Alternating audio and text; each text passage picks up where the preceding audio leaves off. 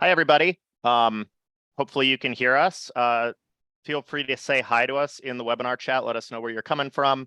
Let us know if there's any issues with the audio or anything. We're gonna let people filter in for a minute or two, and then we'll do introductions, and then we'll get started into this conversation. We're really looking forward to it. I am, at least. I don't know about everyone else. Definitely. Hi, Thomas. Hope it's nice in Charleston. It's cold where I am.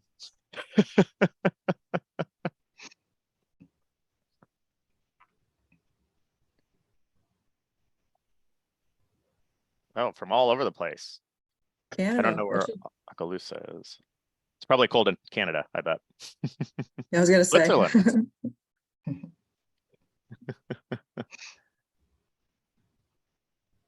Alaska. Fairbanks. Oh man, I was complaining about the cold, and these people I are know. I was showing gonna me up. say, John. Oof. Oh, hey, Randy. That sounds nice.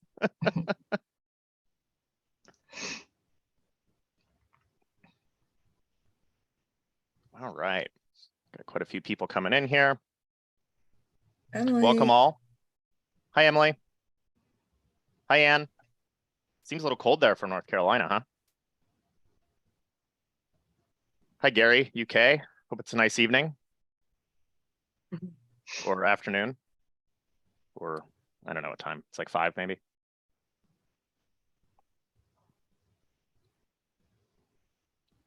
Zach, hi, Rusty. All right, I'm going to give it one more minute, and then we're going to get started. This will be recorded, everyone, so we won't have a visual component, so you're welcome to probably work while you're listening to us. We will also post this recording out to all the people who have registered, as well as posting it on our YouTube channel, so it will be accessible if you're trying to listen to it later. So why don't we get started? Basically, what we're doing here today is we have a number of great revenue managers on the call. If you were able to catch our last revenue management roundtable last month, what we do is bring revenue managers on to just have a conversation about what's going on in their markets, what strategies they're doing, what they're kind of seeing, so you can hear it straight from revenue managers, what is kind of happening in our space and how they're approaching it. My name's John DeRoulet. I'm with Wheelhouse. Been with Wheelhouse about 2 years, and before that was a longtime revenue manager, having headed up the revenue management at a company called Stay Alfred, which was a big urban company in over 30 cities. Really excited to talk to you guys today. Tom, why don't I pass it off to you? Sure, thank you. Tom Lyons with Casago. We have close to 3,000 properties across North America. I've been with Casago for over 3 years now, and then before that, around 20 years of experience when it comes to hotels, mostly corporate Hilton, Starwood, Marriott. Awesome. And the next person who wants to jump in. I'll go. Oh, go ahead. No, please go ahead. Please go ahead. Yeah, go ahead. Hi, my name is Heather Richer. I'm with Richer Logic, and we help clients of all different sizes and portfolio mixes with revenue management across different technologies. We work in the US and outside the US. And my background, I've been in revenue management my whole career as well, working with hotels, casinos, restaurants, and then really found that in the last 3 to 5 years, short-term rental, vacation rental, there's a big need, and this discipline is evolving quickly in our space. So excited to be here today. Thanks, John. Kelley, do you want to go? Sure, I'll go. My name is Kelley McElfresh. I'm the current revenue and distribution manager at Casiola. Casiola is mainly out of Orlando, but also properties in Aruba and Miami now. I got started in vacation rentals about 6 or 7 years ago, roughly. I went to Cornell and studied in the hotel management program, but vacation rentals were just starting to kind of get popular around that time. And I ended up getting a job in the Finger Lakes, managing a 300-ish property portfolio there, mostly like McMansions on the lake, that type of thing. And then obviously transitioning to Casiola. But this is actually the last week that I'll be at Casiola. I'm taking a different job, I'm sad to say. So I wanted to let everybody know on this webinar, Casiola is looking for a revenue manager. So if anybody knows of somebody who might be interested, please let me know, or Dennis. I'm sure everybody knows Dennis. So appreciate the help, and I look forward to this call. Awesome. Thanks, Kelley. Thanks, Kelley. Hi, guys. I'm Shubham. I work for the company called Guest Ready. So I've been with Guest Ready for about 4 years, and I've been in short-term rental space for about 7 years now. So Guest Ready looks after around 4,000 properties across Europe and the Middle East. So that's our specialization at the moment, and I'm really excited for this call. Thank you. Perfect. And both Kelley and Shubham mentioned kind of where they have properties. Tom and Heather, would you mind telling us a little bit where some of the places that you guys have properties are as well? Sure. Yeah, we have properties pretty much in every location across North America. Rocky Point, Puerto Penasco, we have about 500 properties there. Phoenix, Arizona, we have about 200 properties. Park City, Snowshoe. We have franchises also across North America. So we represent about 20 to 30 franchises right now and growing in that market. Awesome. And we work in, I guess I'll just, because we work with all different types of hospitality companies. We have some companies that have multiple markets. So urban, more hotel condo-like, to traditional vacation rental that can be super seasonal. And then from a market like Dubai to a market like Lake Tahoe, maybe just to give the span of different types of markets. Perfect. And obviously I get exposed to many of you through Wheelhouse, but I do also maintain a revenue management practice myself and manage properties still mostly urban in the Southeast. All right, well, let's get started and get into the nitty gritty. The first kind of question I think that can get us going and talking is, how are y'all feeling about March right now? Definitely better than Jan and Feb. I mean, we're definitely seeing a positive growth, so that's great. Not as much as we expected in some of the cities, but the major cities have been able to pick up the trend, which is why, like, for us, the focus remains the next 3 to 4 months and how we are pacing. So I think March is a great benchmark for us to, like, sort of figure out and work on the next 3 to 4 months. It definitely was a breather for us versus Jan and Feb, which predominantly did not do as well as we expected. And Shubham, how is March comparing to last year for you guys? Yeah, I mean, well, the ADR is definitely relatively better.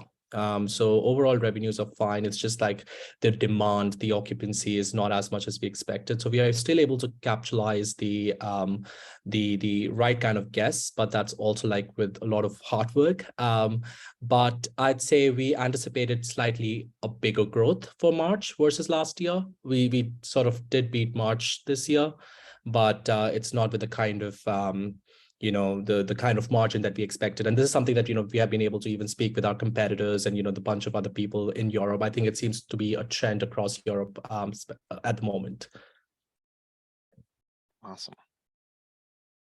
I would add to that, March is kind of a transitional month with like seasonal, where you kind of go from winter to spring, across many of the markets we work with.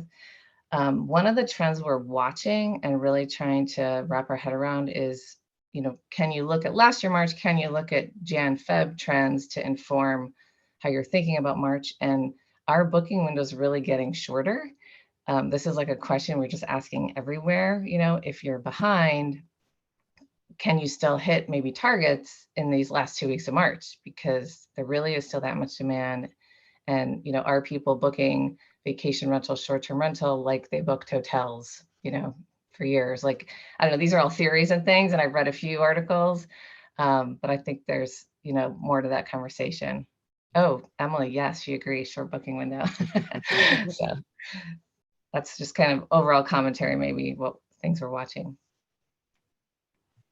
Yeah, we're starting to see the same thing. I think March, you have spring break, in the middle, or depending on where your location is.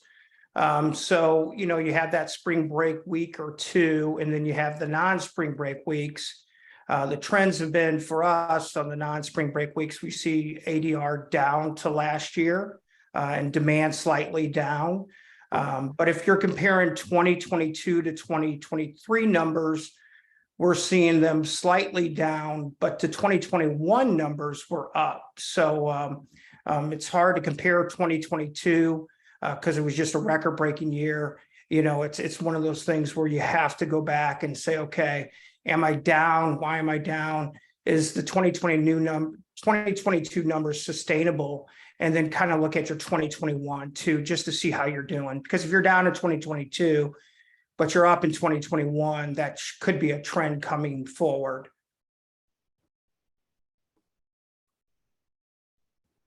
So I would have to say I agree very much about the booking window being more narrow.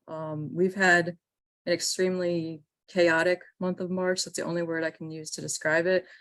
We started out the month, actually maybe 2 weeks before the month, being extremely low, concerningly low in occupancy, pacing well behind the market, well behind where we were last year at this time. And so started dropping rates really aggressively to start to see if that actually had an impact, and it certainly did. In the last 14 days, our occupancy has more than doubled, and we're now maybe 5 percentage points away from the market and where we were last year. So it's hard to say whether or not we just hit that booking window when people were looking. I think it was a combination of things, but I expect that to be sign of things to come. I'm starting to be more proactive with April, just anticipating that the same or similar thing might happen. And that's really the big focus right now for me is making sure that we make up as much ground as we can. We're very close now to where we were last year. As far as where we ended up last year, still a little bit ways to go. So I anticipate that the pickup is just going to keep continuing throughout the month, especially before Easter and all that. So You said a couple interesting things there, Kelley. One was that you started being really aggressive on rates, and you're actually within a pretty decent percentage point of your previous year. And the other one was that you're also now doing this to April.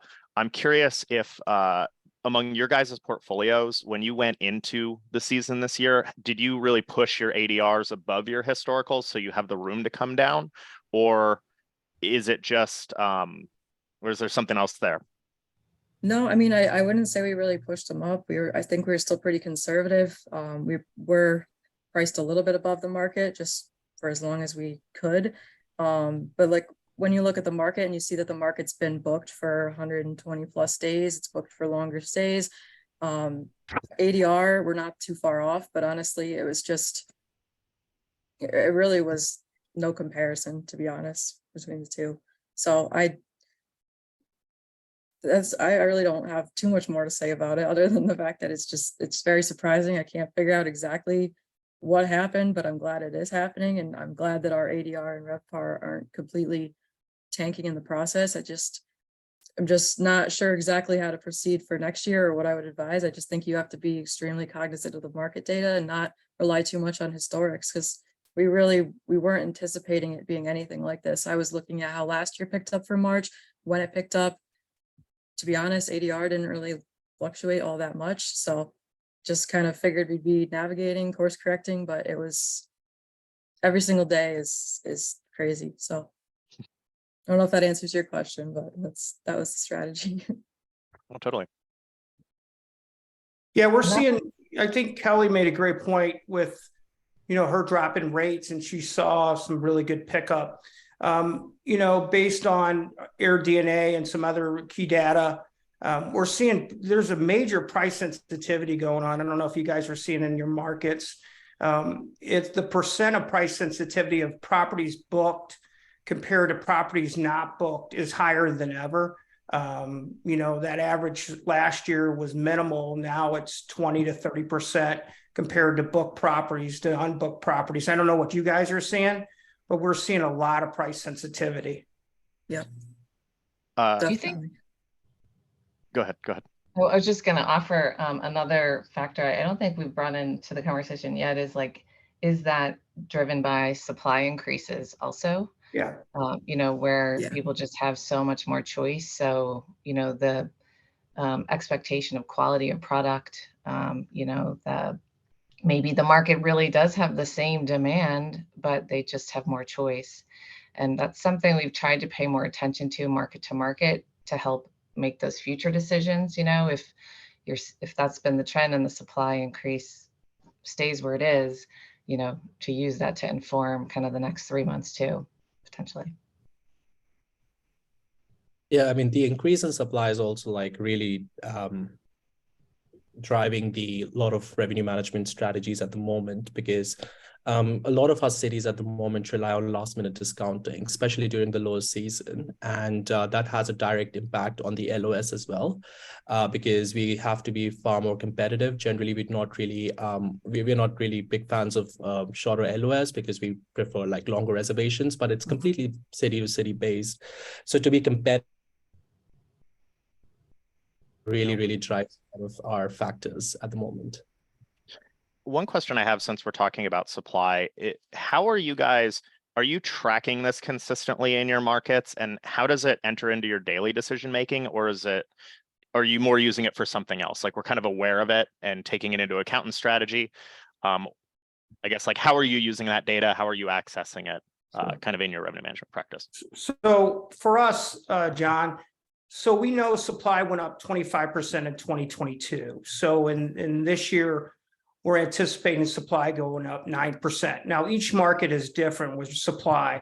You know, our Phoenix, Arizona market supply has gone through the roof. You know, the change from 2021 to 2022 is close to 27%. So you have to take that in consideration, especially with event indicators. So if you had events last year that sold out, example, we had the Super Bowl this year. But because of all that new supply, there was, you know, the occupancy for vacation rentals was still only 70% for Super Bowl, and these other events coming up. So to everyone's point here, you have to majorly take that consideration per market, per bedroom type, when making your pricing decisions, for sure. You said something really interesting about the differences between prices booked and unbooked. And I've had a couple conversations with people where, like, you know, especially from owners, where they go and look and they're showing you, well, these people are priced this way. It's like, yeah, well, those are the people who haven't sold. Yes. Yes. Yeah. Pretty funny. And especially now, because there is a lot more inventory, I think it would be really interesting to dive into that, the Super Bowl thing, but maybe with events, because I know a few people mentioned spring break. Shubham, I think if I recall, Europe was a little slower with events in the beginning of the year last year. How have the events been there? Are they really filling up in a way that's strong? Yeah, certainly. So we do have events like Eurovision, which pretty much will be coming back in, and then we have all the concerts that are coming back in. So I think at this point, the kind of future demand that we do see in terms of bookings, even 6 to 7 months in advance at a much higher price, is definitely an indicative of the fact that there is specific demand for specific dates, and that's great for our events. And we just got to be mindful that we are able to cover all of them.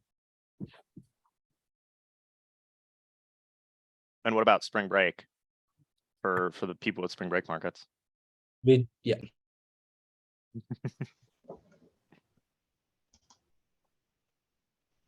I think I've supply.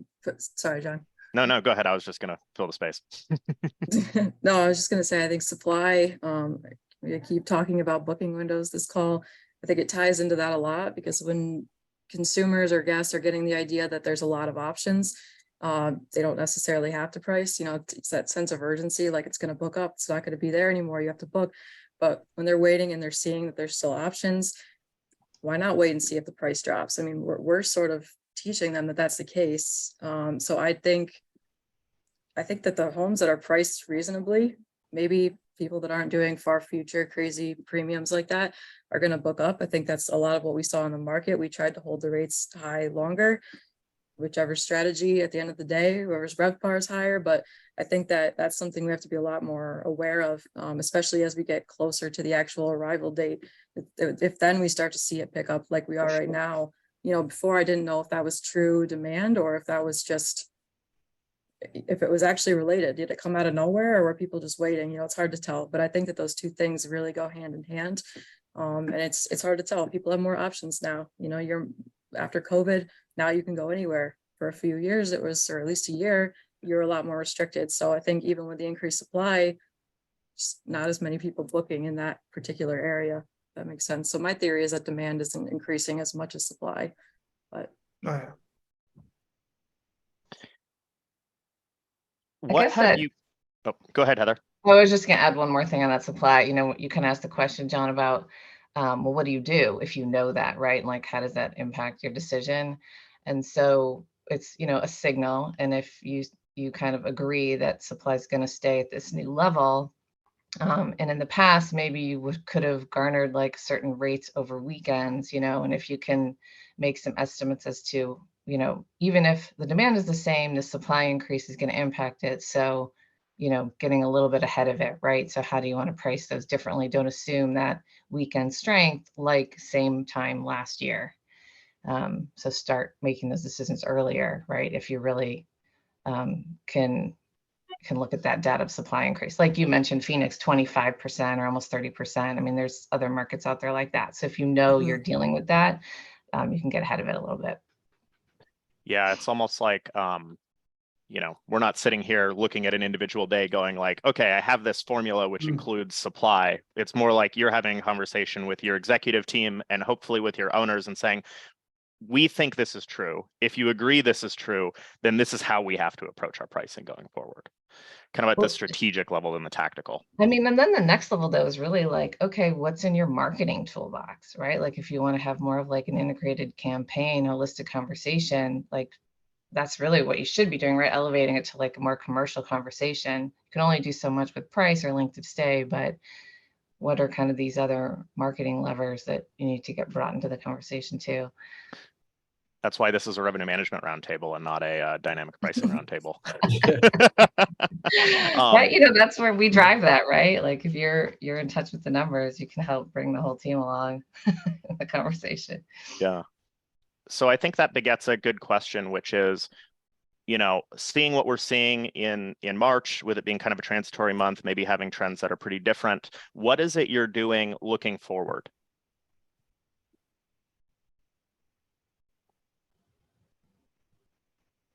Well, I guess I'll start that or start us off here. So I think one of the big trends we are seeing, I think everybody's making some really good comments, but we're seeing consumers really getting more and more comfortable with booking with vacation rental companies. So in the past, we've seen, you know, Airbnb getting so much of the share, Vrbo, et cetera. The consumers want to try to avoid these fees they're paying. So more and more there's comfortability and there's starting to be brand awareness when it comes to vacation rental management companies. So they're searching more for vacation rental companies when it comes to Google searches are dramatically up in each of our markets when it comes to that. So, you know, consumers today, just like in the hotel industry, want to book direct. They feel more comfortable booking directly, talking to somebody that really deals with the home or a property manager, et cetera. So we're really trying to really do really good promos, really make sure we have best rate guarantee. If we're using Airbnb merchandising options like last minute discounts or early bird or non-refundable, we want to make sure we have those same discounts on our website. So we're not pushing them to book to Airbnb where they're paying more fees, et cetera. We're trying to get brand awareness. So that's one of our big trends for second and third quarter. That's awesome. Yeah, agree with that. Like that's definitely the case with, I'd say, 80% of our cities. But with major cities, we are reevaluating our merchandising as well, because we do have bigger cities like Paris and London, which tend to do well regardless during the month of June and July, where the same merchandising that probably worked in December and Jan is not as useful in July. So we sort of like revisit our strategies, revisit our rules, which were more sensible towards the lower season to something that would be worthwhile for our higher season. So I think this is something that happens in March and April. Looking forward. What would some of those rules be, Shubham? I'd say like, especially during the lower season, we do have those heavy midterm pricing, right? We have, merchandising in place, be it the different OTAs, which do make us, like Heather said, I think it's all about the marketing, right? So we are trying to be as visible as possible during the time where everybody's trying to get as many bookings as possible. And then there are rules which are more specific to lower length of stays, last minute discounting. And so a bunch of these coupled with others, I think, are more relevant to lower season versus higher season for bigger cities like us, like Paris and London, where we are pretty confident regardless of the time where we do get bookings. Shubham, you said something that is real. I'd love to like talk more about too, is like that shift of length of stay on season and, midterm, maybe to short term. I don't know if you're talking like that kind of extreme change in length of stay going after like 15-30 night versus, 2 to 5 or something like that. But I do think that's becoming a more interesting part of the conversation too. And like, I don't know, I see a few notes in the chat about, what are mistakes being made or, things to do to get ahead of it. There's a lot there, I think, with length of stay strategy. Yeah, I mean, unfortunately, we do have regulations in some of the cities where we are forced to have, higher length of stays. So it's not really up to us. So we have to capitalize on those 90 days of, short-term rentals. So we sort of prioritize that during the higher season. But it's not that extreme for the other cities. It's more like, 2 to 4. It never goes up to 30 unless there's regulation in place. I think the length of stay is really important right now, especially in tandem with promos and discounts, because as we talk about increase in supply, the market being questionable in the coming months, years, days, whatever they're saying, I think people they want to find a deal, or they want to feel like they found a deal. If you book a home and you see that you save 20%, you feel good about that. I'm going on vacation, but I'm not breaking the bank. And if they can't do that, they may look at options like shortening their stay. So, offering things like a 3 for 2 or anything, or just even length of stay pricing, if you can do that with your system, I think is big, because people are going to start, if they already are, they're going to start to look for those options to save some money, even if it's just a placebo thing that makes them feel better. I think that we're going to start to see that. And I think that makes our listings need for them to be top notch, because again, there's a bunch of options. You can't have a bathroom as your first photo and expect people just to go to the page and book like I feel like they did last year at any price. It's just, I think now we have to be a lot more mindful of what we're putting out there. And I think those promos are huge. That strikeout, I think seeing the discount, I think that's more important than ever. We do know that those channels too are really prioritizing that in their own algorithms, Airbnb in particular. Unfortunately, Yeah. I think we as revenue managers still have to do that pretty manually because the integrations aren't quite strong enough to control those easily. But Yep. One thing I've noticed is I feel like in March, especially, it's kind of created this like need to be like extremely neurotic around like at the micro level, that the kind of macro level, let it run is really risky right now, because in a couple of the markets I've been working in, it's the booking window has shortened substantially, where I've been very, very concerned, but the revenue's been maintaining, which is like almost the worst position. It's not bad for your company, but for a revenue manager, it's like really, really, really stressful, because it's like all this needs to do is skip once, and then now I'm broken. Yeah, exactly. And I feel like I've also noticed in Savannah has a really interesting shift in the actual like curve of like where prices and bookings come in, where last year, you could hold your price kind of up until the end. And then if you had a little bit of vacancy, you could just drop it and fill it up. Now it's like it spikes really high around 10 days. Like the price can be really high, 10 to 14 days, like even higher than previous years, but it totally collapses within a week, and you can't even guarantee it min rate that you'll book it. And that kind of trend is the trend that is very hard to project forward, right? So it just requires you to constantly be kind of managing it at a micro level. And that's something I think that people who are in the revenue management space have to be aware of right now is we might be caught in that kind of cycle for a while where you really just have to be aware of what's going on over the next 3 weeks. Has anyone done anything on the pricing side? We've all mentioned that price sensitivity is big. Has anyone done anything on the pricing side that maybe has had an effect on the booking window going into April and into summer? Doing the, oh, go ahead. No, please, Heather, go ahead.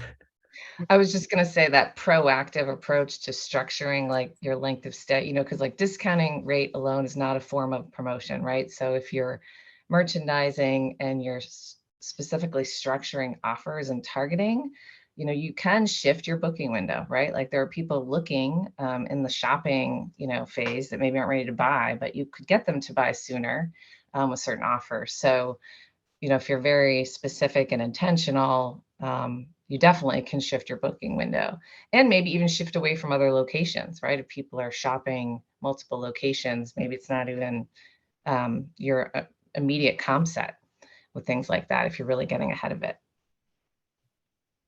No, I absolutely agree with that. Because at the moment, what we are seeing is for a lot of cities, we had to really monitor the rate for the next 3 to 4 weeks and see how much on a weekly basis the rates are actually being discounted, because some of them automatically feed into the strike-through pricing at Airbnb, which gets rewarded. That's something that we necessarily do not need if we are able to ensure that we are not overpriced in the future. So I think that's something that we have been monitoring really great. And obviously, as Heather mentioned, merchandising is something that needs to be encapsulated in the future at the right time, at the right place. And I think these two couple of things combined together have been quite fruitful for us. Demand IQ is a really good tool as well for that. I mean, it is somewhat more restrictive. You get your website data, not other channels, but if you can see trends like how many nights people are looking for, if they're looking for pet-friendly options, when they're looking for, and then you can kind of tie that to your conversions and see if there's a high level of abandonment. And I think even though it's just your own website, I think it is indicative of the overall trends that are occurring. So that has helped me kind of get in front of it a little bit as best I can. But it's hard to say whether or not if people are looking and they're leaving, are they leaving because of the price? Are they leaving because they were just looking and they're going to book later? You don't really ever know. So it's hard, but I think that's a really good tool for kind of being proactive. Tom, how do you work with your marketing team? I think it's really interesting that we've been talking so much about approaching marketing this time. Yeah, we have several we meet on a monthly basis. We have calendars for each market on what kind of promotions and exactly what we're doing. We do a lot of impression research, how many impressions there are this year compared to last year. Taking that as somewhat looking at as a demand indicator.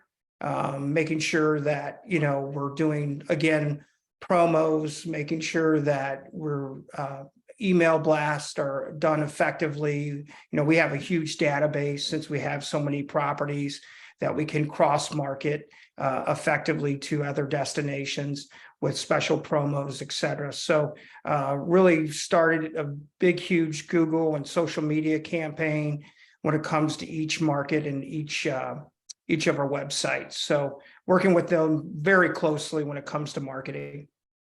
How granular do you get on your impression research? Are you doing that listing level or somewhere in between? We're doing listing level. We can do listing level, and then based on, we take it down then to the bedroom type level. So then we can see what bedroom types are being searched. So we know further out, what's being searched. We also look at Vrbo, market maker that has the impressions year over year, so we can get a good idea what the Vrbo's doing and Airbnb's doing when it comes to impressions further out. Unfortunately, we've seen impressions down year over year on Vrbo and our website. So if summer's down now X amount of percent, we're now getting into that 90-day booking window for summer, right? So let's set our summer up correctly and making sure we're managing effectively. If we see impressions down X amount of percent, that could be a good indicator that you might need to drop rate a little bit based on that. Now, depending on the market, some markets are picking up last minute and then some markets are not. That trend we've seen, some markets pick up late, some markets just don't get the pickup. So we're seeing that. So we have to take that as a trend, even in the summertime. So how to drop our rates effectively when it comes to impressions, et cetera, is really important right now, especially set up your summer, making sure you're getting your good base business. You know, your weekend probably is going to fill, but how do you make sure you get your weekday full in the summer too? Kind of like how can revenue management tap more into top of funnel data in general? You know, if we don't have access to it, we work with other folks on the team that can. And I'm curious if, you know, there's been some like articles and rumblings of like new type of merchandising, and the OTAs are becoming more sophisticated. Obviously Vrbo has Expedia to kind of follow suit, but, you know, seeing some things like this Airbnb watching, booking, and Expedia, will there be new like merchandising marketing opportunities coming soon on these channels? I've heard that there will be, possibly. I mean, it's all kind of like down the road, not disclosing dates, not disclosing specifics, but I've heard rumors, rumblings about it. So let's see. I've also heard that, well, Vrbo recommended this to me. This was like 2 weeks ago when we really weren't booking for March. They recommended changing the headline on the Vrbo post to like new deal or dates available or whatever to draw attention to that. I've tried it on a few. I'm not sure what the success level is. I haven't seen too many people doing that, so I'm not sure if it's something that's just new and will catch on, or really what to make of it. But I thought it was interesting. Curious what you guys think of that, if you've tried it or what your thoughts are. Emily's in the chat. I know she does it. Yeah, headlines. Another one that I've seen, again, like what really does like weigh into the algorithm more heavily, you know, to increase your page placement, is ensuring all reviews are responded to, right? Even good ones, like that being such a key as well. So, but headlines, I've also seen really good results from headlines too. Yeah, and heard that from Vrbo. I was also going to ask you guys, as part of the merchandising conversation, if your teams have been thinking about review strategy as a significant part of your revenue strategy. When I was with Stay Alfred, Doug DeRoulet was in charge of that, who is now working with Romy. And he came up with some really good ideas, but it was integral. Like, we made sure that once we start kind of like we're getting close to that 90-day window, the like 60 days before that was a review and push, so that when we came into the booking window for high season, we were best positioned. Obviously, it's not as important when there's no properties available in the market, but when there's a lot of supply, you got to be the top. You got to be the ones who are shown. Mm-hmm. Has your teams done anything around review pushes, or just approaching, even analyzing that and how that's affecting your bookings? I guess I could speak for this, guys. So using transparent, we really dive into our, you know, the larger management companies that we're competing against. So we can look at their reviews compared to ours, and then we can break it down by comp set, by unit. You know, what each of our unit has, 15 to 20 properties comp set that we're reviewing.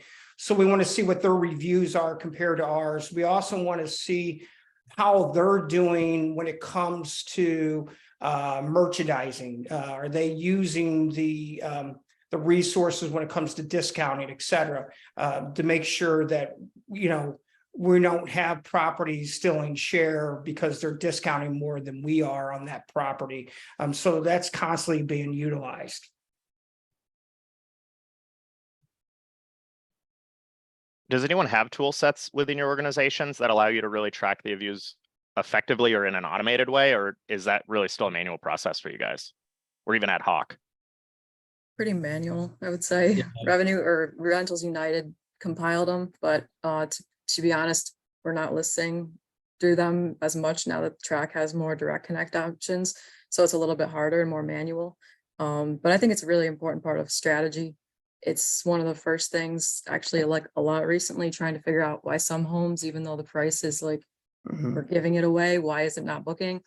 And, if there's some recent reviews that are not great, that's definitely something to consider. If there's not a lot of reviews, that's a huge component. If people have options and they're saying that you didn't provide great service or that the home had a leak, whatever, it's going to push them away. And if that's the major booking source, Airbnb or Vrbo, and that's where you're not seeing them booking, you got to find alternatives or figure out a way to relist it if you can. I know there's some ways to kind of sneak around that on Airbnb, not Vrbo so much. So, but yeah, it's one of the first things that I look at if a home isn't booking well. I think we were able to get the numbers, but we really need to be able to address like the lower rated properties and see what the reviews are. So I think it's sort of automated and manual at the same time, but it sort of ties down to our weekly reports where we are like, really, microscopically looking at each individual property in terms of non-performances. And the rest of the panelists said, it's not about the pricing, it's all about the qualitative analysis as well, just to see that, our product is actually being liked or not. So we are able to address that. I think it's really pivotal to get more bookings beyond a point. I know there's improved like technology, something called guest touch, and then like breezeway data, like if you can kind of, there is a little more, I think, happening in the space that could then inform us to like be able to see that more easily. How your listing performance overlays with like listing quality. Yeah, totally. I do know Kelley had mentioned Rentals United has a really good platform to kind of aggregate your reviews across channels so that you can see and then be able to drill down to the individual listing level. That was really a cool project. And this is just maybe we'll have to do a webinar on just how to deal with like looking at reviews. Cause I think, for us, usually when you have a pacing problem, we're going to adjust rates because we don't really know where the price sensitivity of the guest is. But at the end of the day, price often isn't the solution. It is going to be something more comprehensive on the revenue strategy, and starting to build these tools out now, which we may not have needed, is really important for folks' organizations. It's important for owners too, for them to see that that's not the first thing you do is just drop the rates. We tried this first, we looked at this, your reviews could be better. People are commenting on the hideous sofa, I don't know, whatever it is, but pricing should be, honestly, it should be a little bit later. If you've tried all that stuff, then fine, manipulate the prices. But I agree with you completely. It's really often not even majorly based on that. So I agree. Well, we got a few minutes left. I'm gonna have to text Amy Highnote because she kept saying like a year or two ago, like it's gonna be about marketing, and here we are, 5 revenue managers talking about marketing in response to stressful booking windows. But does anyone have any kind of final words, especially maybe about what you expect to be happening coming up, where things are going?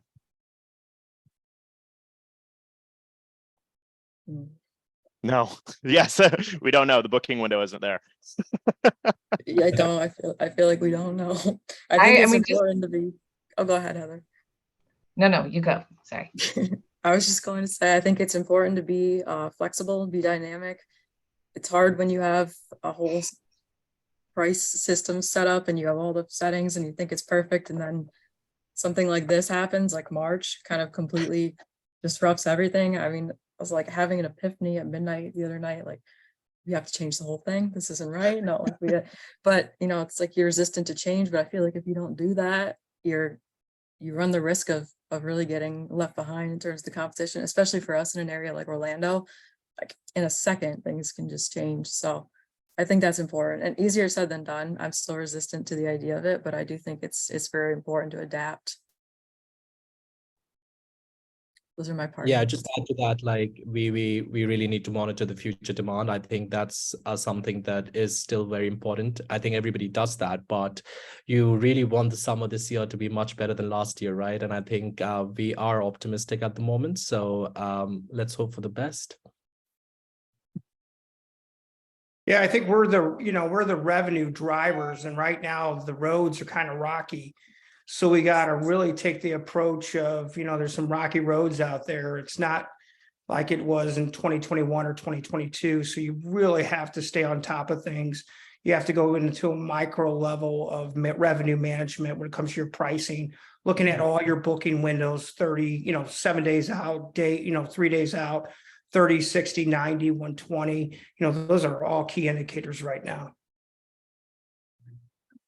And I would just say, I agree with you, Tom, that points about like the data signals and, one of the hardest jobs revenue managers have to do is deliver tough news. That is being a good, revenue leader, is delivering the tough news, but then saying, rallying, what are we going to do about it? And then creating action out of it, right? Which leads to these like marketing, distributed channels, listing level stuff. And it's not always just price is not our length of stay. So I do think it's not like it was during the heyday of, COVID, 100% occupancies everywhere. And getting access to all this data. And I think our industries, like this conversation gets me excited too. Like we're getting access to data more than ever before, which can inform all of us kind of having more sophisticated strategy in this discipline, like continuing to improve. Oh, and to what you said, Kelley, I think soon they'll be teaching short-term rental revenue management at Cornell. They've got hotel and restaurant, but I think this is next. Yeah, I'm sure they will. They better hit us up. They do. Yeah, right. Yeah, definitely. Call them, John. Yeah. I wish we had more time now to talk about what Heather just brought up, because I think it's extremely important. Managing expectations. I feel like the last couple of years, it's really been like an ADR game, sort of. And owners have been, it's like an ego thing. Like, well, mine rented last year for $800 for Christmas, and this year, it's different. And I feel like we need to focus a little bit more on occupancy with all these things considered. Sort of the game that happened in March was like, okay, we're going 40% down. It's better than zero. So, it was a little bit rough, but it was like, it's better than these owners seeing their calendars totally empty. So I feel like that's the game we're kind of playing. And I don't know. I hope that we can get back to a place where we can prioritize ADR as much as we did before, but I just feel like that can't be the narrative. And to your point, Heather, managing those expectations, that is always the first line, is like comparing to last year or comparing to somebody else. And it's like, well, when did it book? When was the booking window? Did it book 365 days out? Well, we're 30 days out. So I'm not a magician, so we're going to work with what we have here, but I think though, that's the biggest part, and not losing owners, and they're going to go somewhere else. And I don't think any one property manager is doing some magical thing, or all of the owners would be with them. So I just think it's important to honestly prioritize occupancy. That's going to be my game plan for the coming months. You're so right when it comes to owner expectations. What I find that's really helped me out is that I do these webinars every quarter with the owners of locations, and it stops so many phone calls to the property manager and the property manager to myself, explaining the situation, taking the time to really going over their market, understanding what's going on, teaching them how supply affects demand, teaching them supply affects occupancy, and truly them understanding gives it such a better understanding for the owners, and they have appreciation for us giving them that information. Yeah. I think a lot of that is they just don't know and they're scared, and I get it. You bought an expensive home maybe in 2020, and if you have a month or two that are not renting, that's scary. So a lot of it, I think, is just, to your point, reassuring them, talking about the booking window, or what we think is the booking window, and just getting them on that level. And I think that's really the best thing. It's like when you go to a restaurant and they tell you it's going to be a 30-minute wait and it's 45, you're annoyed. But if they say it's going to be an hour and it's 45, you're happy, So it may be a tough conversation to have, to tell them that we're anticipating it may be a little bit softer, but I certainly think it's better than saying, yeah, we're going to blow it out of the park this year, and then don't. Yeah. Totally. Well, we're at time. Really appreciate you guys being on the call and the conversation. We'll be doing this again next month. So for all of our listeners, if you are a revenue manager and you want to participate, reach out to me. I usually reach out to see who's available, probably next week. So I'm happy to add you to that list. Otherwise, keep an eye out, because we'll continue to do this on a monthly level. Really appreciate everyone's time here. This was a great conversation. It will be hosted online. And again, as Kelley mentioned before, Casiola is looking for a revenue manager. So feel free to reach out to Kelley or Dennis on that. And one other thing too is, if you are looking for either a revenue manager or a revenue management opportunity, feel free to reach out to me. I get a lot of people who talk about that, so I'm happy to make some connections for you. We're all in the interest of building a community of revenue management, and that's why we're here. Thanks, John. guys. Thanks, guys. Thanks, Appreciate you getting the everyone. word out.